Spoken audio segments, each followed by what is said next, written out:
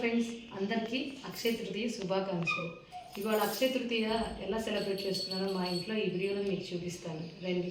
Welcome to తమిళ పిల్ల. Early morning లేచి ఈ విధంగా మా ఇంటి ముందు ముగ్గు అయితే పెట్టుకున్నాను. గడపంటే లక్ష్మీదేవి అంటారు కదండి. సో గడపకు కూడా నేను ఈ విధంగా బొట్లు పెట్టుకున్నాను. కుంకుమ పసుపుతో ఈ విధంగా బొట్లు పెట్టుకున్నాను.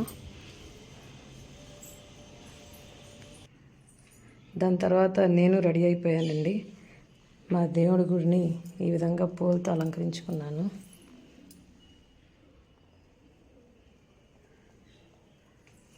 ఇప్పుడు అమ్మవారికి ఇష్టమైన నైవేద్యం చేస్తున్నాను.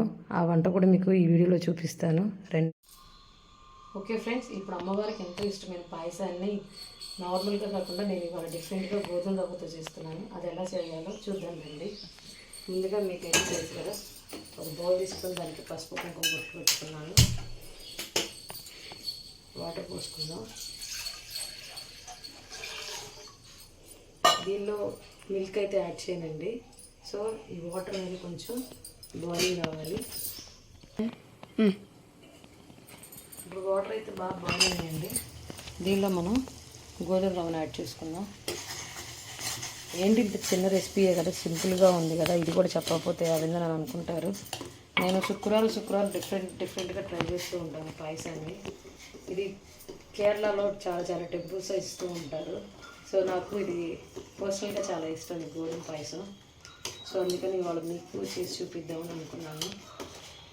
ఈ గోధుమ అనేది కొంచెం బాయిల్ అవ్వనిద్దాం.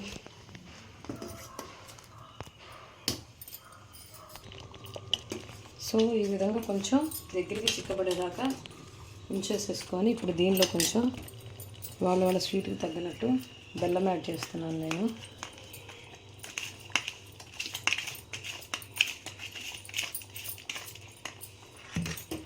ఫస్ట్ స్టార్టింగ్ చూడటానికి కొంచెం నీళ్ళగా ఉంటుందండి.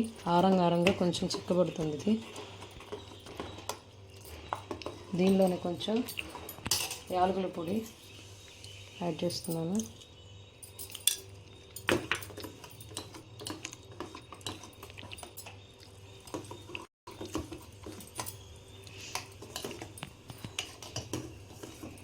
బెల్లం పొడి వేసాం కాబట్టి చాలా తొందరగానే కరిగిపోయింది.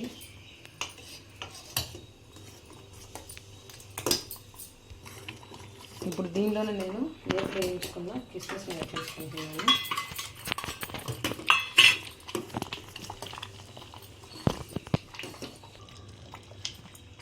గోధుమ రవ్వ పాయసం రెడీ అయిపోయింది. ఇప్పుడు అమ్మవారికి పెట్టుకుంది మన నైవేద్యం.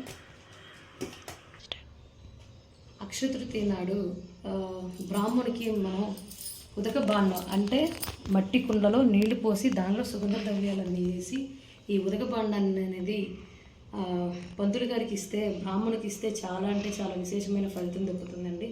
అలాగే విస్నికర్ర, గొడుగు, వాళ్ళు నైవేద్యానికి వండుకునే బియ్యము, వస్త్రాలు, చెప్పులు ఇవన్నీ అనేది వాళ్ళు దానం చేస్తే చాలా అంటే చాలా శుభ ఫలితం కలుగుతుంది. నేను మా ఇంటి పురోహితులు నేను రమ్మని చెప్పాను. అయ్యవారు వస్తా అన్నారు. ఆయన కోసం అన్నీ ఇలా సిద్ధం చేసి పెట్టాను. ఇంకోటి ఏంటంటే అయ్యవారిని వీడియోలో చూపించవచ్చు, కానీ అయ్యవారు ఏమంటారంటే దానం చేసింది తీసుకునే పై చేయికి, తీసుకునే కింద చేతికి, ఇచ్చే పై చేతికి కూడా తెలియకూడదని చెప్పేసి అంటారు. అయ్యవారికి ఇష్టం ఉండదండి. అందుకని నేను ముందుగానే మీకు ఈ వీడియోలో చూపిస్తున్నాను. ఇవన్నీ దానం చేస్తున్నాను ఇవ్వాలని చెప్పేసి. అందరూ బంగారం కొనుక్కుంటారు వృద్ధి జరుగుతుందని చెప్పేసి, కానీ దాంతోపాటు మనకు కావాల్సింది మెయిన్గా పుణ్యం. ఆ పుణ్యం కోసమే ఇలాంటి దానం అనేది చేస్తూ ఉండాలండి. అప్పుడప్పుడు ఉన్నదానిలో కొద్దిగా మనకు తోచినంతగా, లేని వాళ్ళకి కానీ ఇలాగా నేను అప్పుడప్పుడు చేస్తూ ఉంటాను. మిమ్మల్ని చేయమని చెప్పడం లేదు, ఇది నేనైతే రొటీన్గా నేను చేస్తూ వస్తున్నాను. అలానే ఈ ఇయర్ కూడా మా ఇంటి పంతులు గారిని పిలిచాను. ఓకే అండి.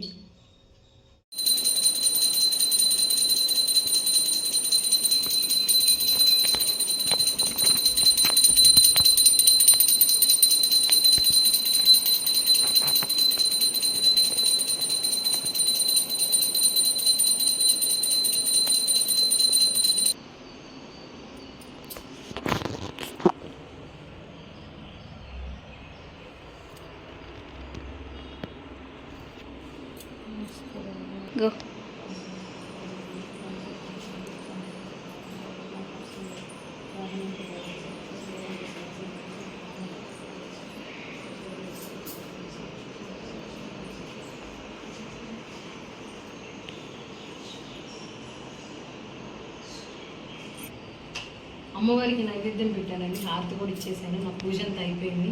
ఈ వ్లాగ్ని దీంతో నేను ముగిస్తున్నాను. అందరికీ వన్స్ అగైన్ అక్షయ తృతీయ శుభాకాంక్షలు. అందరూ ఆయుర్వేద కష్టాశయాలతో ఉండాలని ఆ లలితాంబికను ప్రార్థిస్తున్నాను. ఈ వీడియో కనుక మీకు నచ్చినట్టయితే like, share and subscribe Tamil పిల్ల.